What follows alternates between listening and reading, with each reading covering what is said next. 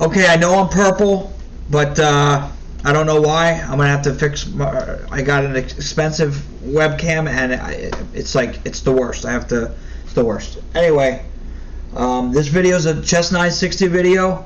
A lot of history on Chess 960. It's gonna show Chess 960's Fischer random, originated from Bobby Fischer. For those of you that don't know, and when he talks about it, you can see how he has a disgust for chess at this point in his life when he's talking, which is roughly around 2000. He has a disgust for chess. It originates from anyone that knows anything about Bobby Fischer. He lets things get into his head, and then I don't know. He's just a different type of person. But he really believes in this Chess 960 that he created. You're going to see him talk and what he has to say. Just pay attention to him, even if you don't like him, because the truth is, he did want the game of chess to grow, and this was his idea to make to improve the game of chess and let it live on forever. He felt like computers were ruining chess. Okay, so here we go. No, I hate chess very much. No, I don't need the money. No, I don't need it. I'll wait. I'll skip it. So you're not... I hate chess. I hate chess, really. You hate chess? Yeah.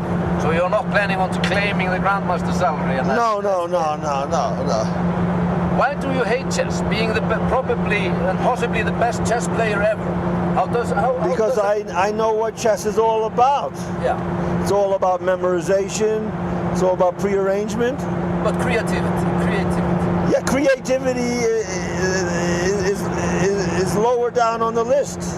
The old chess is you're banging your head against the wall with this theory that you are trying to find some little improvement on move 18 or 20. It's ridiculous. It gets harder and harder and harder. You need more and more computers. You need more and more people working for you. And less and less talent. Yeah, and less creative. Yeah, it's ridiculous. Enjoyment, everything. Why? Yeah. But you became world champion on creativity. Well, first of all, this is a long time ago when I played the Spassky the first match. Yes. And even the second match is already some time ago, 15 years ago, almost 13 years ago. Yes. And chess, just the last few years, has changed dramatically with all this computer stuff. But really, if you analyze chess objectively,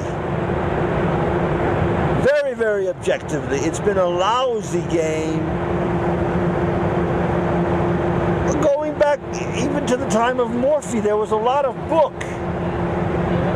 But there still is a place for talent, for creativity. It isn't all prearrangements, all theory, all... No, not all, of course, not all, I agree. But why do you want to get involved with something that is mainly rote and prearrangement? Obviously it's not all, that, but the creativity is like maybe number 3 on the list. The first is prearrangement, and the memorization, and then comes creativity. Opposed to Fischer random, then you sort of put creativity first. Right. Now let me explain something about Fischer random. I've never made any claims that this is the greatest thing, since puffed wheat or whatever. You know what I mean? I never made any claim saying that this is perfect.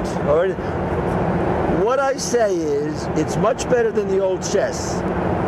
Now, for example, let's say you could have 1 million chess-like games, right? Maybe 1 million of them, or 10 million would be better than Fischer random. But the point about Fischer random is it's basically the same as the old chess, except you get rid of the theory, and it's very easy to remember the rules. That's my point. You see? I was just looking at a book Sammy gave me, this book about Capablanca. Yes. Capablanca had a very interesting game that he proposed. I think it was 10 by 10 or something, and it had 2 kings and extra pieces, and you win the game by mating either of your opponent's kings. And it looked like a very creative game, and maybe much better than Fischer Random, but it looked very intimidating, even for me, right? Yeah. The top chess player. Looked very intimidating. All these extra pieces, huge board, 2 kings.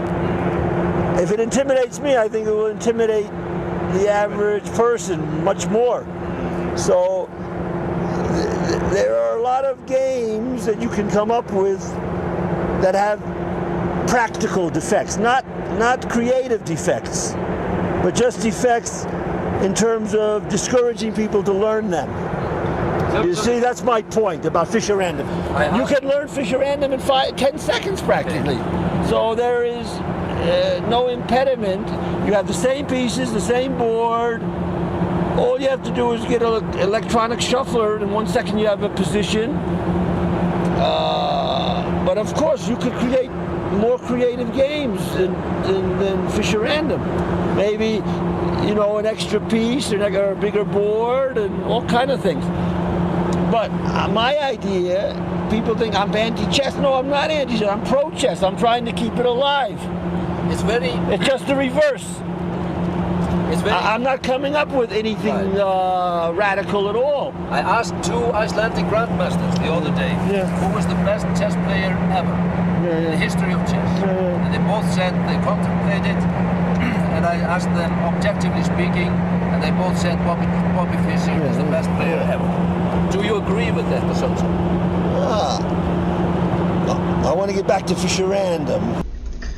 So what I really find interesting about that video is, first of all, you can see his intensity when it comes to talking about Fischer Random. And then the reporter or the journalist or whatever starts talking to him, he's just like nods. I'm like, yeah, okay. Like he wants to get back to Fischer Random, as he states. You think what you want about Fischer, but, guy was brilliant where he was brilliant. And this is he didn't make any huge changes to the game of chess, and a lot of grandmasters and anyone that plays chess loves Chess 960. These guys, they study forever, and the tedious going to find a novelty like 15 moves deep, and this just Chess 960 really just opens things up. And I'm talking like I know, no, not really. But I can only imagine how it frees them up to finally just be able to enjoy chess and play it. So that's that. So this is this right here is not Chess 960. This is Capablanca chess, because he talked about it, so I thought it was pretty cool. This is the Archbishop. It's a knight and a bishop, moves like both. And this right here is the Chancellor. Moves like a knight and a rook. And I couldn't find anywhere Fischer talked about how there were 2 kings. I think you might have been mistaken about the 2 kings. But and for the history buffs out there, I mean, these names changed a little bit. It was the Chancellor was the Marshal, and the Archbishop was the Chancellor. But no, these are now the names for anyone that, and it might be fun. I've never played it, but yeah, this is that. And Lasker and Capablanca played this game a lot, and Lasker himself, Emanuel Lasker, was a proponent of the game. He thought it was a great game and a great change, or a variant to chess, which they couldn't play online and go to 20 different variants. They had to create it themselves and promote it. So. All right, so that's that, and then here's a little bit about the history of the World Chess 960 Championship. It started. The first international tournament was 1996 or 1996, and a 17-year-old Peter Leko won. You can see his rating, 17 years old, 26-25, and out of 12 rounds, he got 9.5 points, which is pretty great, but. I mean, he was 200 points higher than his next closest competitor. And then he held the crown until they had another world championship 4 years later in 2001. And he had an 8-game match right here against Michael Adams, which he beat 4.5 to 3.5. I could only find 2 games on the internet for those matches, and they both ended in a draw. And then Fiddler won 4 years in a row. Then Levon 2 years in a row. Then Hikaru 2 years in a row. You see Levon's name is here a lot. Levon. So the Open tournament, I'm assuming that there's the match play, which is heads up, and then there's an Open tournament. So if you didn't qualify for the match play, then you played an Open tournament. Levon won it, a bunch. All right, and then it didn't, and then they lost their funding. So they lost their funding there. I guess they weren't making money with it, and so almost 10 years until 2018, which Hikaru played Magnus for the unofficial World Championship match, and it was 24 games, and Magnus, well, it might have been more, but 14 won it for Magnus. And the time control, back up there, it was like game 30, 25 and then 5 after the first 25 moves, and then it moved to 25 minutes for 40 moves plus 15 minutes after that.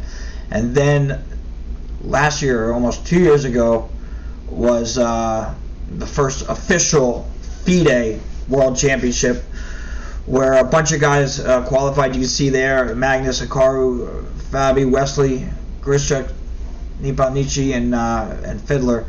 Magnus got seeded automatically to the top 4, so they were playing for 3 spots. And it was So, Carlson, and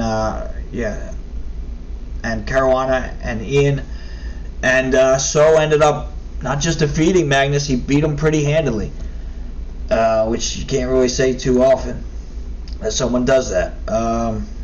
So yeah, and I've heard Wesley talk about how much he loves Chess 960 because it really just frees them up, and they get to enjoy it. I mean, a lot of players do.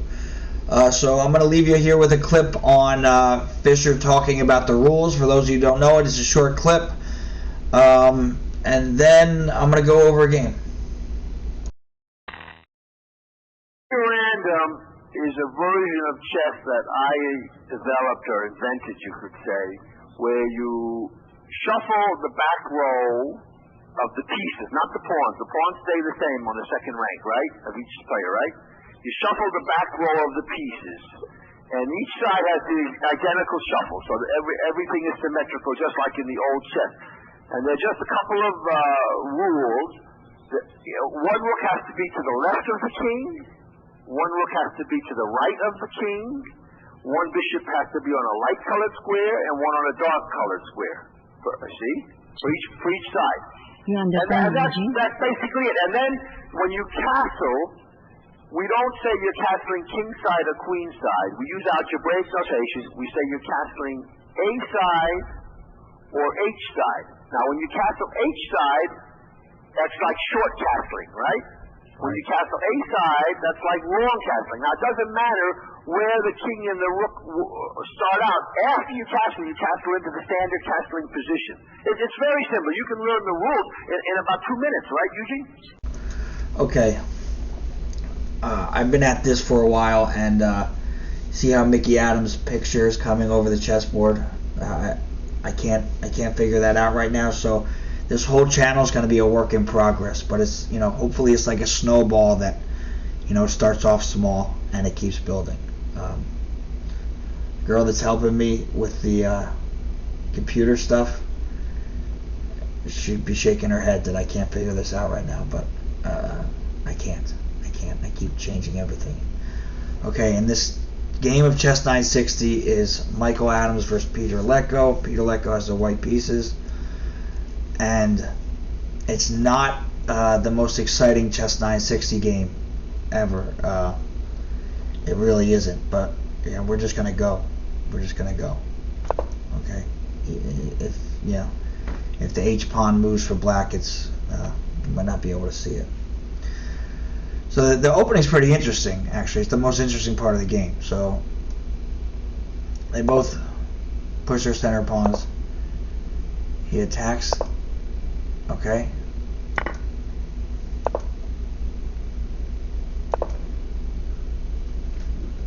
So I would have thought the analysis. I would have thought that White wasn't leading this position.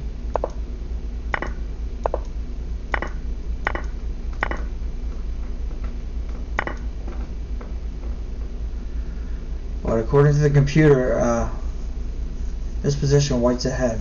Well, you can see he developed 2 pieces, and Black has no pieces developed. But the whole way, it said White was ahead. You know.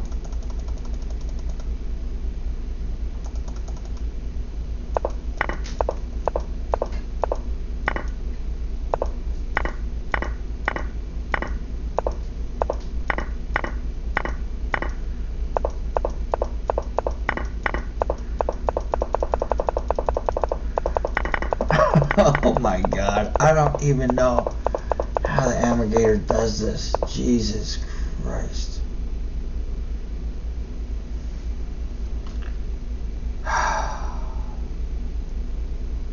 He's good. He is good. I don't even know what to say. I don't know what to say. What am I doing? What am I doing? What the hell am I doing? Okay.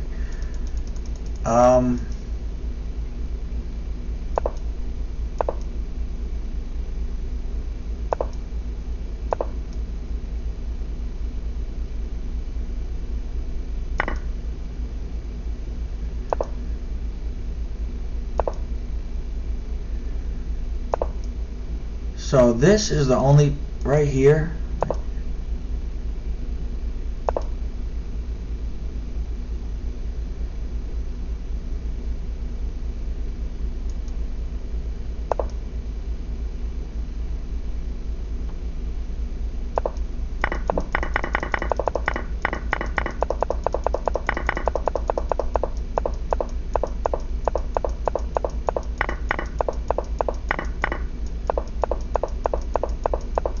I'm just clicking buttons. Okay, I'm just clicking buttons. Micky Adams is coming out of the page, and I'm clicking buttons, trying to explain, trying to do an analysis of this Chex 960 game. Okay. Well, I'm clearly not doing a good job here right now. Okay. I need help. I don't know.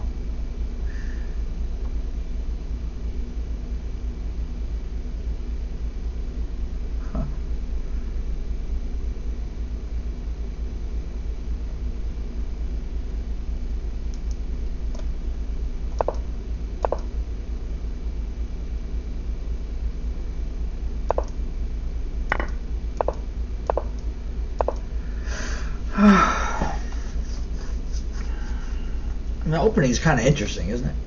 I mean, like this is pretty. I mean, this is an interesting opening, right?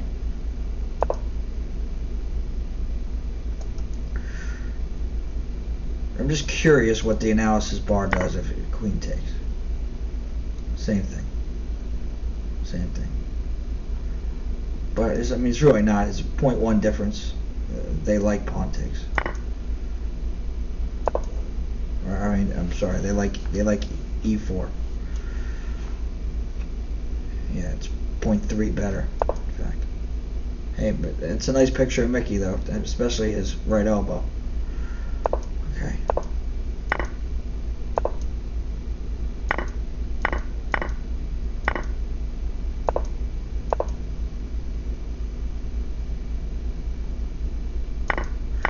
The bar like doesn't jump at all in this entire game. It's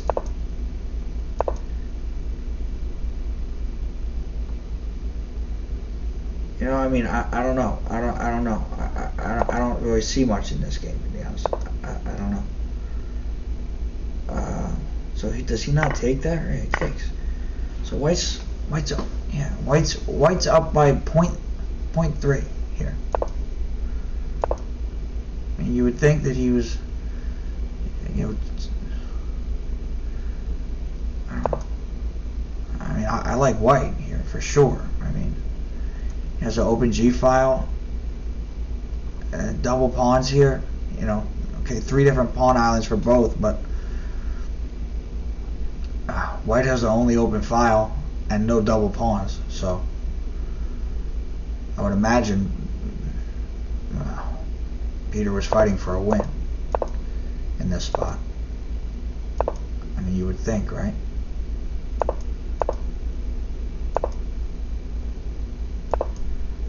Yeah, at this point though, the computer reads this as even. Yeah, I mean, was there a way to avoid that? Yeah, the way to avoid that was not playing C5. So C5 must have been a mistake. Yeah, C5 was a mistake. C5 was a mistake because that let him play D5.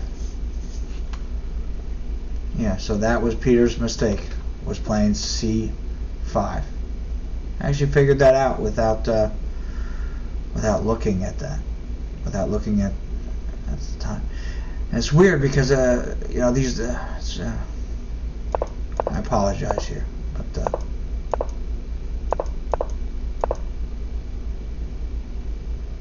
yeah, once black gets to play D5 and get rid of that double pawn, the game's even. In fact, black has a slight edge here.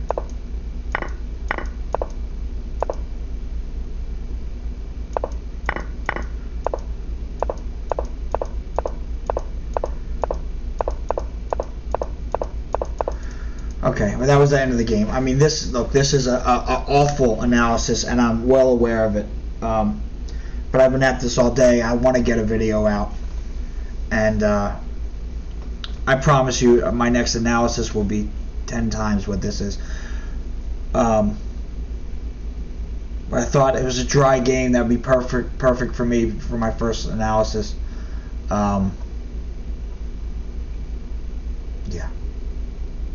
Yeah, I don't know. Subscribe.